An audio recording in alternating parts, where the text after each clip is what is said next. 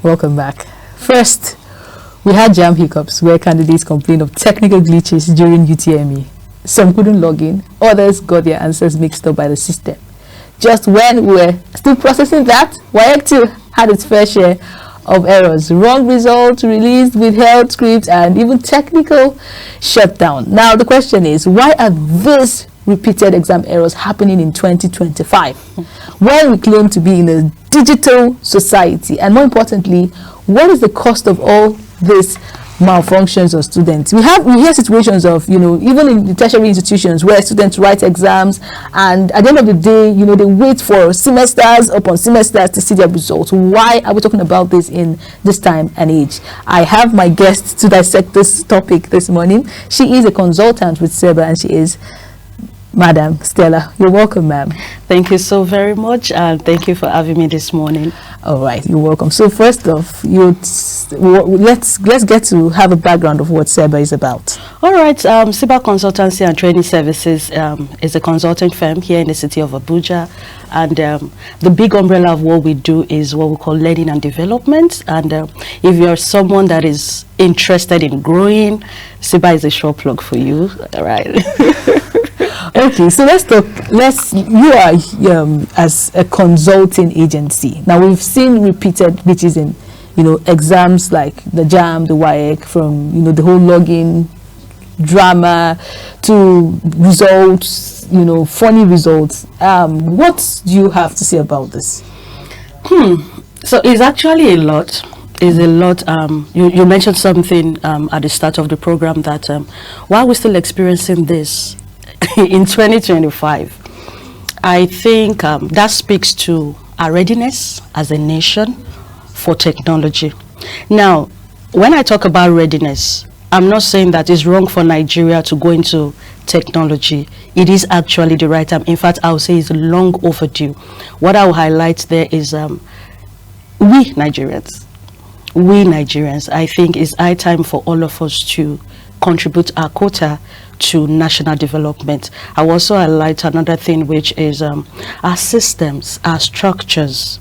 How are they put together, and what is the age? What is the age of our infrastructures, that are supporting all the systems we are trying to put in place? What is the quality of the people handling all of this, and what is the quality of our people, what's the quality of our gadgets, our infrastructure? So those are the things that some actually that speaks to some of the glitches we're actually having at the moment. So talking about the quality of our learners, talking about the quality of technology we have, talking about the quality of our server, talking about the use of data, to make informed decisions. So it's a lot, actually. A lot has contributed to all the drama in quotes that we've seen with JAMB at WAEC in recent times. So when you say it's time for we Nigerians to contribute our quota, are we the ones meant to buy this computer?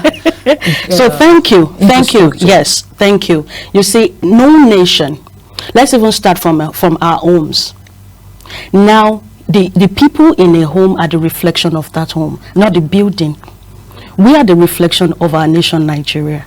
All right. I believe that some people have been saddled with the responsibility of ensuring that JAMB and WAEC conduct exams that are stress-free or glitch-free, in quotes, So if those people have done what they should have done, which I believe they have, because the truth is, when you are using technology is being driven by human beings. Technology will not sit down. Some people program technology in it, and some people are the ones that will take technology. Technology is time for you to move. Technology will not just wake up, I'm awake, it's time for me to move, exactly. So that's why I said that all of us, Nigeria, we need to be intentional. Not only the government, we need to be intentional about ensuring that whatever responsibility we've been given, we do it well and we go overboard. Okay. I don't know who we should question now. Is it that those in charge of this technology are not doing what they should do? And if that's the case, is it not the responsibility of those that, saddled them with that responsibility, that gave them that, responsibility, to call them to order? Okay. Why is this, at the end of the day, affecting innocent children. Why? Okay. Who would fight for these innocent children? We are the ones that will fight for them. We Nigerians. So let me break it out more. So I said people. So people will play their role. Infrastructure will play its role. The government will play its role. How will the government play its role? First of all, ensuring that the recruitment process is fair, is good, and people come in and do their job. That's the first phase. Then they invest intentionally and strategically in infrastructures that will support whatever vision we have for education in Nigeria. That's number two. Then number three, are there systems and structures in place that are holding people accountable? Exactly. That's where the government now comes in. Are there systems and structures in place that holds people accountable for what they should be doing? Now, when I was doing the analysis of JAMB and WAEC issues, one of the things that came up was communication. A lot of parents, a lot of students, they will be checking online. Online. Have you seen your result? Have you not seen your result? Have you heard about it? Where is this one? Where's the result? This one, this is not my name. Is, you know, a lot of confusion everywhere. And so that's why I said that it's not only us. The government has a role to play. The masses have a role to play. Infrastructure has a role to play. Finance has a role to play. So it's actually a mix of a lot of variables that we need to look at as a nation. So we are not blaming anybody. Okay, let me ask this. Because if the government, for example, if our government do not play their role well, is there any possibility of every other person playing their role well and yes, coming out well? Yes. There is a saying that says that the change you want to see starts with you. The change I want to see starts with me. All right, let's assume that government has decided not to even do quality assurance or accountability process. The question I want to ask all Nigerians is, where is our values? What do we hold in high esteem? All right, if I'm being employed to deploy a technology that will help learners to, have a seamless CBT exams, and I'm not there to ensure that it is done, that's not the fault of government. Or I've noticed that the software that I'm using for that technology is outdated. Probably I've communicated or have not communicated. That's not the fault of the government right now. It's the fault of we masses. How do we own our job? How do we perceive or prioritize our nation? How do we prioritize education as individuals?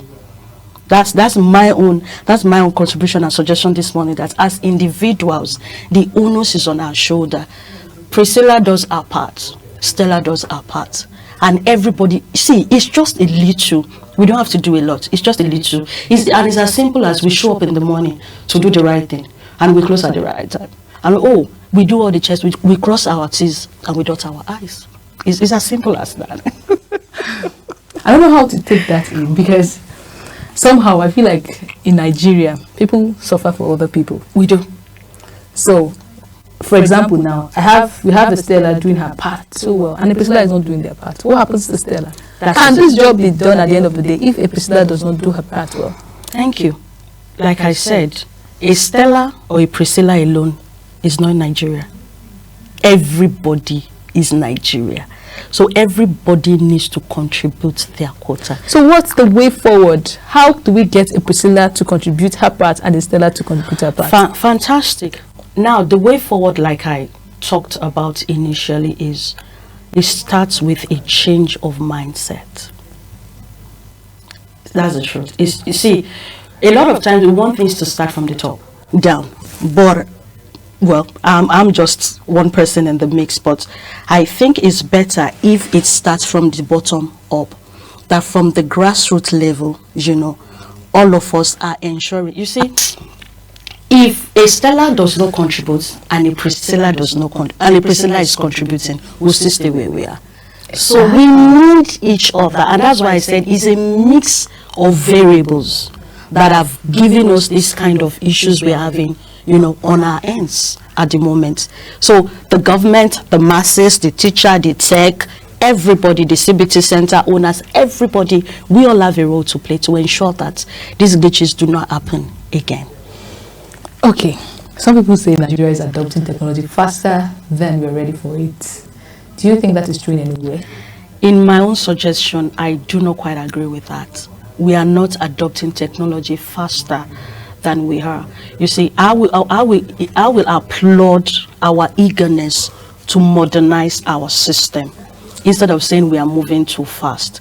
We are not moving too fast. See, the children we have on our ends, we give birth to them in the technology age. So how do we want to ensure that, you know, they can compete with their counterparts across the globe? We can't keep keeping them in the back burner. We can't keep keeping them down there. Okay, let's continue to use paper for as long as we can. And don't get me wrong, using technology, it's a gradual process. Yeah, it's a gradual process. So my suggestion would be that we look at the Nigerian context, we look at the Nigerian environment, we look at the Nigerian topography, we look at the Nigerian weather. All right, and we look at what works for us as a nation. Then we take baby steps and we ease into technology. One of it is our infrastructure, because one of the things that caused the glitch was because we have millions of participants using an infrastructure that is ours. It's normal, it will collapse. It's technology. If the capacity of that infrastructure cannot accommodate the number, that's the next thing. So I think this question is coming from, you know, an educationist perspective. Now, you can't say because a child is 10 years old, he should be in a certain class. You know, sometimes he doesn't have that speed yet. There are some children that learn slower than readiness, you know, than others. So Nigeria, now let's look at let's see Nigeria in that light. Do you get?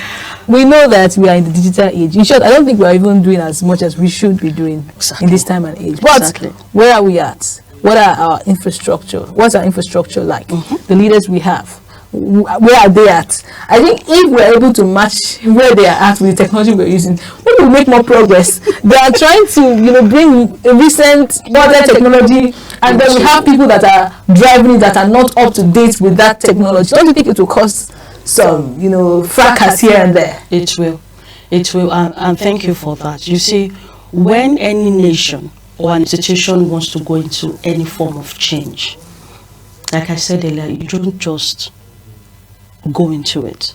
There are a lot of needs assessment that needs to be done. Exactly. There are a lot of planning that needs to be done. There are a lot of testing and retesting that needs to be done. There are a lot of collaborations that should happen before any software or any program is being deployed. And all of this takes time. All right, all of it takes time. So if you are looking at Nigeria as a child, we'll look at a child's level of readiness. We'll look at the child's learning ability. Thank you. We'll look at the social economic background of that particular child, and those are the needs assessment or the audit, as the case may be, that we should have done. And like I said, ease into technology. Take one step at a time.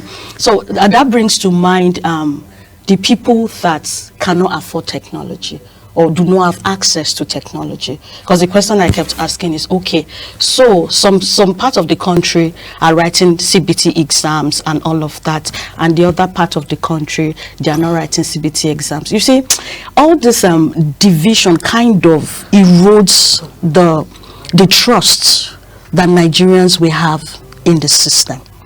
Do you understand? So Nigeria is a child with not only learning needs. Nigeria is a child with diverse social economic background, and before Nigeria can now say, okay, Nigeria is learning, Nigeria is growing, Nigeria needs to answer, or the teachers of Nigeria, so to speak, needs to provide answers to all those social economic issues, you know, before they can now come up with a blueprint on how to teach Nigeria. Exactly. That, okay, Nigeria, this is you, so we'll go from point A to point A.5. Thank you. Then from A.5, so we'll measure Nigerians' progress against achievement. Thank you. Exactly. Because I feel like what Nigeria does when it comes to, even this is not just education, but because of, you know, our topic is focused on education, we want to run, we want to fly, we want to compete with the world, I feel like we would do better if we analyze our needs, our basic needs. Absolutely. We don't need to. The most important thing is to grow. Exactly. And we can grow at our pace. We can grow at our pace, but we're not growing at we're not even growing at all, because we're competing with people that are far ahead of us. That have government policies that work, that have officials that understand the policies and understand the technologies. Then we have leaders that now come and say, "Oh, this country is doing this. We can do it." These leaders don't understand what it takes to make that thing work. They just come and bring rules and bring laws, and want to compete because we are the giants of Africa. You understand? The truth is, Nigerians are capable, but who are the hands, that oversee these things? That is where we look at it from. Because if you look at, if you think at the back, if you just think now, you know 1, 2, 3, 4, 5 persons that are technologically, there. And you wonder, okay, where are they? They don't represent us. Yes, they do not represent us. We say we are once ranked #1 in crime. That is because of our intelligence. Do you understand? Yeah. But because these people are not placed where they can use this thing positively, they begin to use it negatively. And the ones that are placed there don't help us, to come up. So what are my suggestion to that, or my thoughts on that, is just that, you see, it's okay. Of course, I'm a teacher. It's okay for you as a child not to know something. The question is the willingness to learn, the willingness to collaborate, the willingness to go and look at how it's being done, considering, and I keep going back to that, considering our cultural elements, considering our weather elements, because these are the things that contribute to technology, considering the people that are going to use all of it. You mentioned policy. Yes, policies just go out, but I would suggest that before policies go out, there is the need to bring in the right people in before policy go, and they troubleshoot every step of the policy. If we realize that this policy is not ready and the nation is not ready for this kind of policy, there is no crime in it waiting for a while till we are ready for such policies, to be rolled out, and we know that we've done our due diligence, considering our diverse needs. Yes, and those diverse needs are very huge. That is why we need to take baby steps, because if we are considering our diverse needs, we will know that yes, technology is something that we should ease into gradually. In fact, if it's still going to take us another 5 years to get that right, good. But one thing that I also say is that we can start small. Phone is a technology. Are there softwares that we can deploy with security that monitors, what learners are doing, even if we have to bring them together? Everybody do not necessarily have to use a laptop to do a CPT test. So we can explore other cheaper technology before we now graduate into. So can we also explore children writing their JAMB in their alma mater, so that infrastructures can be used and the pressure on infrastructures can be spread out? So schools in a location coming together to be hooked, or in a state on a server, unlike when the whole nation is being hooked or hosted on a server. So there are two different things. So it's high time we start looking at those small wins that will take us into our big win. Yeah, exactly. Now, talking about that, I think it's a very good point, you've just raised there. And this can also, positively impact our children, because most children go to schools where they are not really even exposed to this technology, and then telling them, okay, you're going to write JAMB, all of a sudden you're introducing a new system to them. It shows them off balance. They have never been used. Imagine going to a government school. Do you understand? A government school that you don't even have access to computers. Sometimes you can spend 3 years, you've not, if you're not someone that have seen this thing elsewhere, then all of a sudden you're told you write JAMB and you go and have to go and click. That builds tension. A lot. Do you understand? A lot. So how about, like you have suggested, bringing this thing down? Okay, we can use phones. It makes it accessible. It makes acceptable too, because it reduces the tension from the students. If you want to take us there, then you bring it from down to up.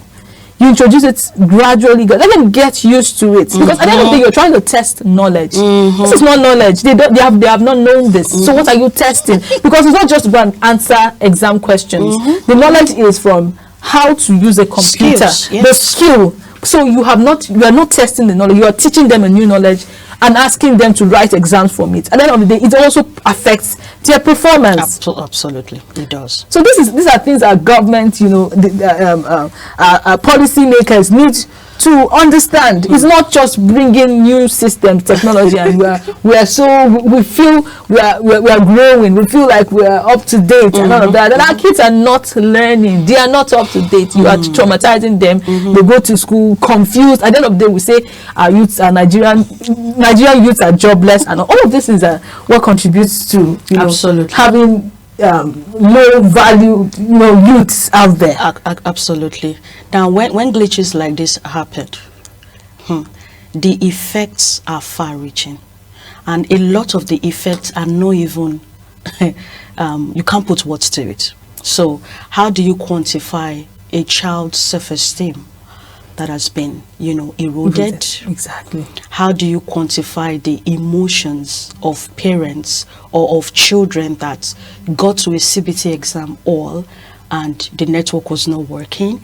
In some cases there were fights. How do you quantify that? How do you quantify the trauma of a 16-year-old or a 17-year-old, as the case may be, and that is just leaving his or her parents for the first time to go and write an exam in a location? Even if parents are standing somewhere, they are not with them in the exam hall, and all of a sudden fight breaks out. How do you quantify all of that? So it's beyond the effect is beyond what we can even describe. It's fear. Fear is one thing that will immediately come into their hearts. If you now ask a child to now go to a location to write exam, even if the child has prepared for that exam, coming into that environment again can trigger a lot of things, and the child might fail. So the effect is, it's a lot. I do want to talk about the effect on the parents, investments. Some have to travel from one location to another, safety. It's a lot. A whole lot. It's a lot. It's a lot. And it's time we just fix it, because if we continue, patriotism will be questioned. That is absolute. Now talking about the effects on these children, from your work with students, how do these exams, what are some of these effects we see? I can guess from mental health, you understand, and even confidence of these kids at the end of the day. Like I mentioned, we're testing knowledge. We're testing knowledge, and in the process of testing knowledge, we're introducing trauma. Having read all through the night, read days, and then you tell me, I go to the exam hall, after I write, you tell me there was no result. There was no result. It takes an extremely confident child.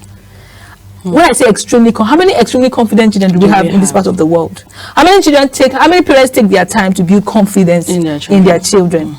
More of what we see are even parents killing the confidence of their children, comparing them, or having funny marital drama affect their kids. The economy is affecting the parents. The parents are pouring the frustration on their children, and then we mix it up with examination glitches. What kind of leaders of tomorrow are we producing? Because in the long run, all of these things affect the quality of the youths who will have tomorrow. It does. And I think you've highlighted everything. You see, if there are issues with our young ones, then our future, we need to pray about it. If at the age of 16, we have learners that do not trust the system of their nation, Number one, we've been shouting about brain drain. Then we should brace for impact. Because at the slightest opportunity they get, they exit. They go and look for where the systems is working for them to thrive. That's number one. Number two, I mentioned patriotism. We may not have patriotic Nigerians after a while if we don't fix all of these glitches, because the so to speak formal interaction a child is having with the system of his or her nation is an examination glitch. How do you want to erase that from the mind of that child? So it takes a lot of intentional parenting, it takes a lot of intentional teaching, it takes a lot of reorientation, it takes a lot on the part of government to now start, rebranding the image of this exam body. So it's a lot, it's a waste of resources. The resources we should have used in the first place to get it right, we're now be using that, but we don't have youth that will believe in us anymore. So the question is, if we continue to do this, who are the people that we are planning to give the baton of this nation to? So the effect, Priscilla, is we can't even exhaust it here. We can't exhaust it here. Already we are battling with learners that want to be teachers. That's one major effect right there. Learners that, if you say, do you want to be a teacher? No, we are battling with parents not even looking at teachers or teaching as a profession. We now have exam bodies doing this. Food for thought for all of us Nigerians. So do you think in any way this also makes examination malpractice thrive? Absolutely. Absolutely. You see, one good thing now, technology is good. And technology is also good. We have good hacking and we have bad hacking. Yeah. So once anybody can get a hold on any system's flaw, expect malpractice. Expect people to use it to their selfish gains. Malpractice, evil wrongdoings, feeds on systems failure. Not even at the level of the government now, even from institutions. Any bad practice in any organization feeds on any loophole, any crack in the system. So malpractice definitely will thrive on all these glitches. And one thing that will readily come to mind is, if we have parents or if we have people that are not patient enough to trust the process and trust the system, then they will go on to malpractice because they want their children to go to university. Exactly. So I was about to ask, do you think if we have an educational system that indeed builds knowledge, indeed builds, education, do you think we'd have malpractice as a norm in this part of the world? Not at all. Not at all. So like where we started from, if from the outset we've gotten our education system right, you see, it's going to permeate every other sector in Nigeria. Education is where, you see, when we're talking about education, it's not the education in the four walls of the room. We're talking about the education that actually starts from the home. The kind of values we give our children, the kind of discipline we give to them, the kind of upbringing we give to them. The question is, let me not go there. What is the quality of parenting? Number one.